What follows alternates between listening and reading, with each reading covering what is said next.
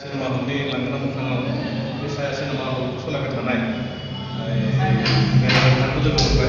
बिथांनिफ्राय फंनैसो जों मिथिनो लुबैबाय जोंनि बे बर' सावथुन फोथारा रायजो राजानि बेसेबां सापर्ट मोनदों मिथिनो लुबैबाय।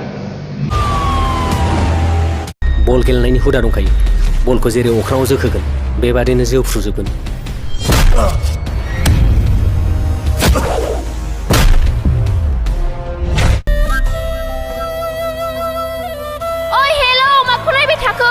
सोरबाफोर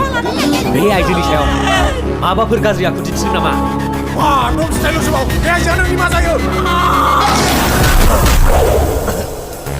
जो काम दिया था बेताल दा जों मिथिनाय बायदिब्लाथ' बहुत हेफाजाब मोनदों बर' हारिनि मोनसे जौगानाय लामा फैदों आरो जि जौगानायखौ जों मोजां मोनो बा साबसिन मोनो दा रायजो राजानिफ्राय हेफाजाब होयोब्ला आरोबाव गोजौ थांबावगोन बेखौनो जों आसा खालामो आरो सिनेमाखौ नायदों नायना मोजां नांदों जों बहुत मोजां नांदों सिनेमाखौ आरो उनावबो बिदिनो मोजां जाबोनोसै ओरैनोथ' गुबुन गुबुन माहारिनि बा गुबुन गुबुन सावनि सिनेमा जाबायदि एक्सनफोर थायो गिथावना बेबायदि सिन दं नामा बिसोर? दा ओरैनो किसुमान फाइटिंफोराव